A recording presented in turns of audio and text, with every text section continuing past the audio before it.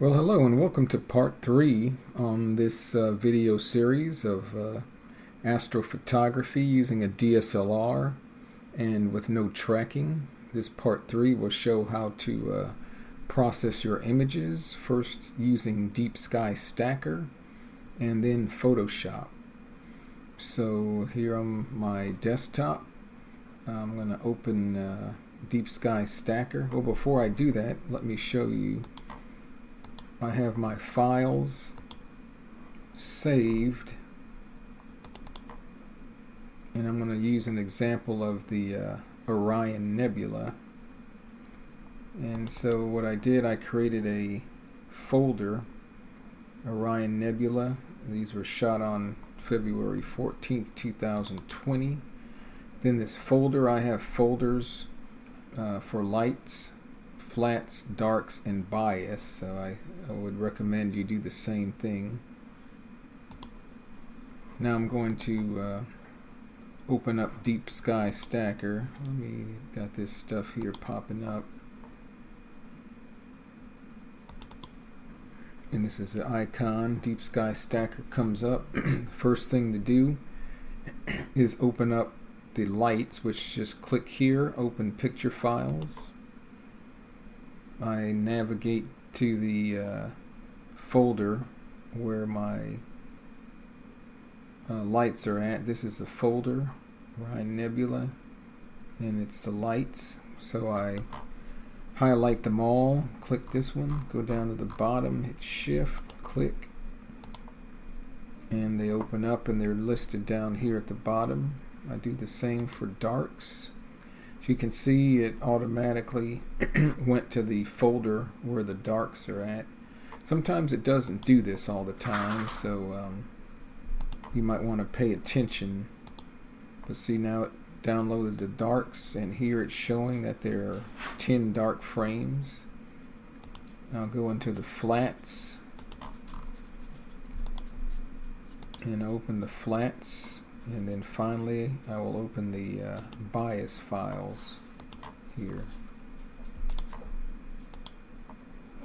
So the next thing I need to do is I'm going to say check all, because as you can see, there are no light frames notated. So once I click all, it'll select all the light frames. So let's see, I have 46 light frames, 10 dark frames, 10 flat frames, 10 bias frames. I know in the previous video I recommended doing 25 darks, flats, and biases, but at this time I was still new, kind of just learning this stuff, and I just decided to take 10, but I think 25 will be better, but that could be your choice. See how that works for you. The next thing I do is I go into settings. Here, register settings, the first one that comes up.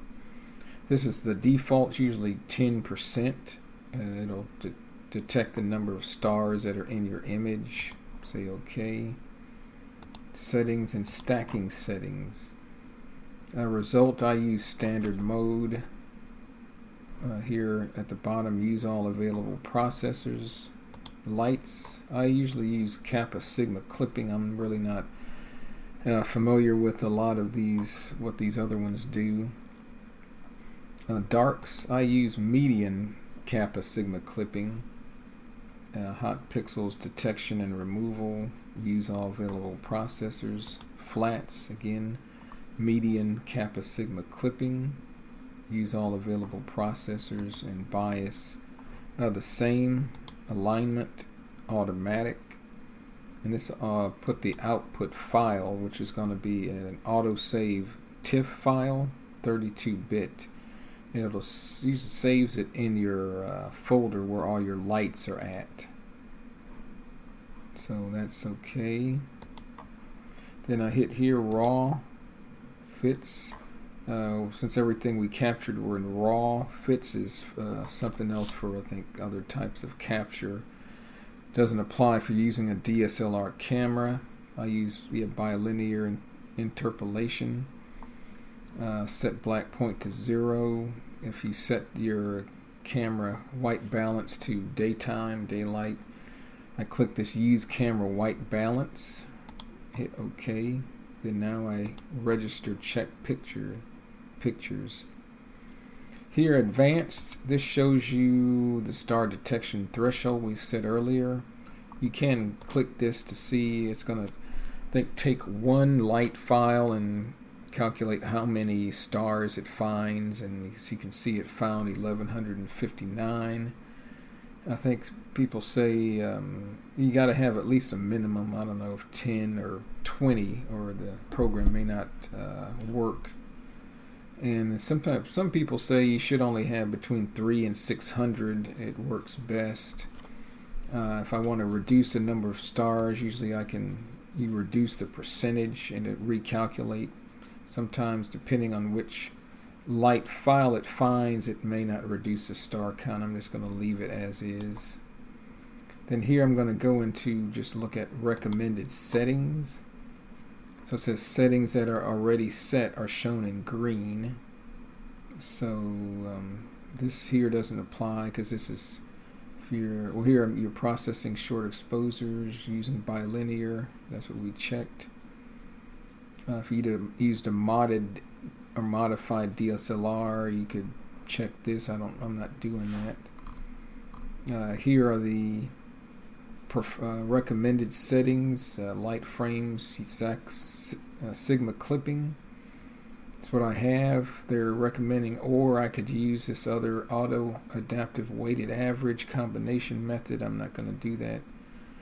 Here they're saying I could use the median combination method for bias, darks, and flats, but I'm just not going to check that. I'm just going to use what I have and then hit OK. This is a stacking steps, kind of an overview of what's going to happen. It gives you a estimated total exposure time of all your light frames. So as you can see, I have 23 minutes total, and you're going to need some free space on your computer for Deep Sky Stacker to work. Then I hit OK. The program will run. It'll take the lights and it'll look at the darks and remove the noise from that and the other files. And then so it may take a little while. It may take 15, 20, 30 minutes depending on how many light frames you have. So you may want to just go back and wait. So I'll just let this run, and then it's going to produce an autosave TIFF file, and I'll come back and show you what that looks like. Okay, here after, like I said, Deep Sky Stacker stacks everything. Usually it'll save the autosave file in your lights folder. I had gone ahead already and moved it from the lights folder into the Orion Nebula folder. And this is what the autosave file looks like. Let me double click that. As you can see, as it's pulling it up, it doesn't really look like much, and that's normal. So then I'm going to have to take this file and open it in Photoshop and do what's called, we have to stretch it, and I'll show you how to do that. So now let's open up Photoshop.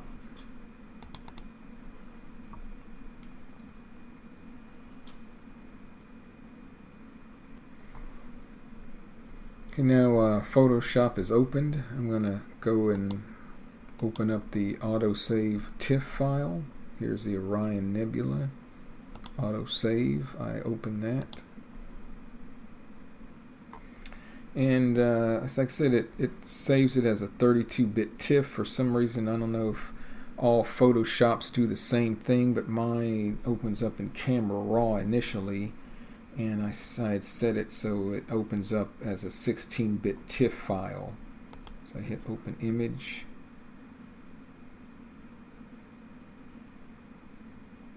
Say if yours opens up automatically, you can check by going into Image Mode and see what's checked. If it says 32 bits per channel, you need to click the 16 bits per channel. and convert it from a 32-bit to 16 bits per channel. And the first thing to do is, I've read they say that the Deep Sky Stacker creates some artifacts around the edges of the file, so they suggest that you go in and crop it. Here we go. Just a little bit on each side.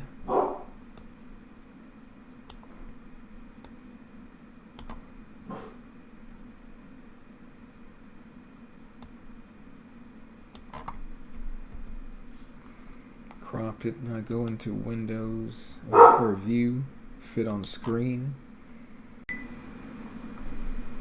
Okay, now we have the file here, and we need to stretch it.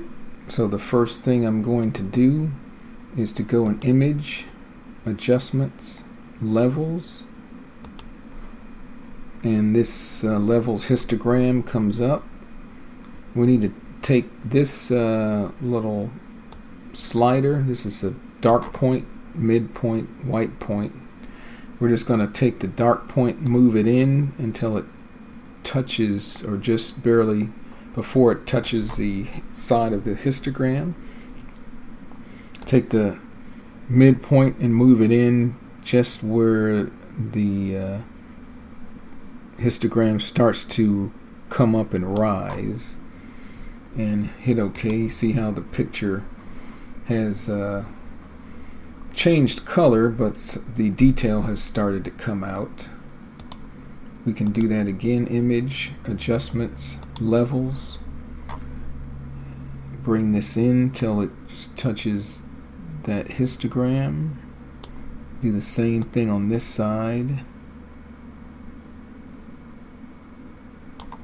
As you can see, we're getting two peaks, and that means the color channels here on the histogram are separating. As you can see, we're in RGB, but if you click the drop down menu, there's red channel, green channel, and blue channel. See, the histograms are not lined up. That's why the color's off. The red channel is way further over to the right than the other two. So what we need to do, well, let's see if we can maybe do one more image, Adjustments, Levels. Well, there's really not much room to move. The image is getting stretched. We need to try to line these up. So I'm going to go into Window, Histogram, and that pulls up the histogram. So you can see the red channel is way over, so we need to line all these three up. So I'm going to go here, click red, then move this slider, or the midpoint slider, but this slider, if I move this in, it'll cause the red channel, since we're here red, to move to the left. So watch, as you can see, the red is moving, it's coming centered under the other two. So that's about right. Then let's see, I'll do the green, kind of eyeball that, and then the blue is a little bit over to the left, but see, if I move that over here, it moves it further to the left. So I can take the midpoint and pull it over there like so. Let's see the red, if I can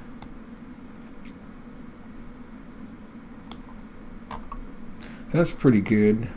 Hit OK. Close this out. So now you can see we've got a nice looking, much better image. See how the details come out. Now that kind of finishes the levels adjustment. What I'm going to do now, or we can just open that up and see what it looks like. Now see, everything is lined up. Those multiple histogram peaks are gone, and this really shows that this image is stretched, because there's not really much room I have to move this over. So let's close that. I'm going to open up another window. Let's see. The info window. And see here, as I move my arrow around, the numbers here, RGB, have values like 26, 27, 26. So usually in the dark space, from what I've read, it's good to have the dark areas between 20 and 30. So this seems to be okay on average. It's a good level of darkness. So now we're going to go, what I'm going to do though is to set a reference point. I click the eyedropper tool, color sampler tool, click on an area of black and put a reference point. So you can see that point in the sky is 21, 21, 19, which is good. We might want to bump these. So what I can do, if I want to change some of those adjustments, I can go into levels now, go into each individual channel. If I want to make them even, I can move this slider over, and well, actually I have to move this over to increase the blue to 21 so they're all balanced and even. But now we're going to go into image adjustments and use the curves. And now we're going to try to pull out some more detail here. So I'm going to click the hand icon. I'm going to set the black point on the histogram, so that point there is kind of average where all the black point is. I'm going to click on here the bright point, and that's way up here. So we're going to pull this curve up. I don't want to blow out these highlights to keep this from moving. I'm going to set that point here. I'm going to set a point about here because I don't want that to blow out too much. But then I'm going to click here because I want to maybe try to pull out some of that red, which is here. See, as I'm going to then click here, right click, left click, and pull up. So see how the image starts to glow.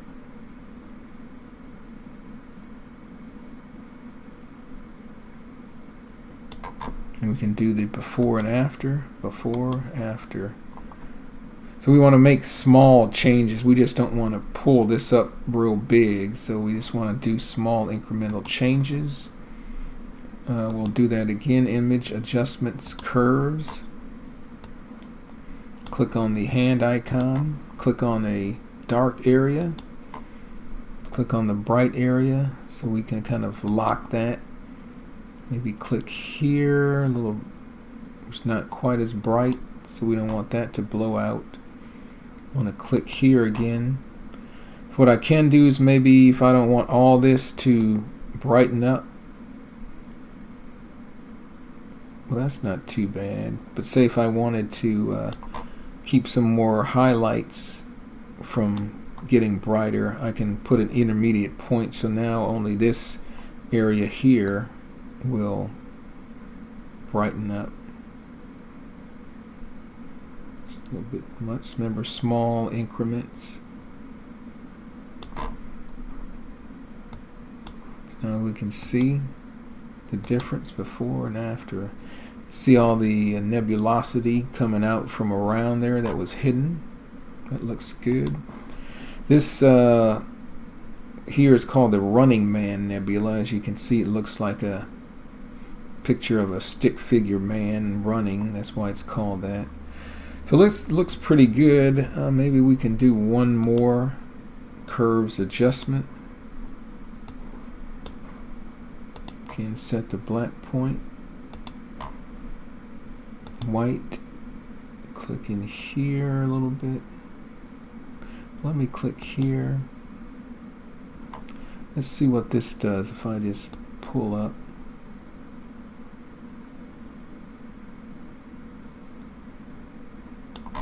That's good.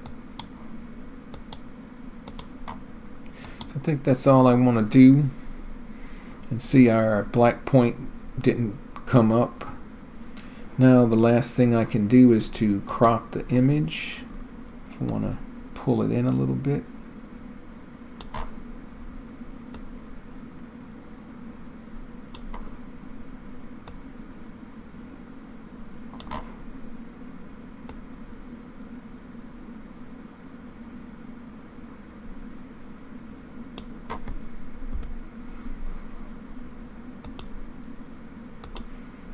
And there we go. We've got a nice image of the Orion Nebula.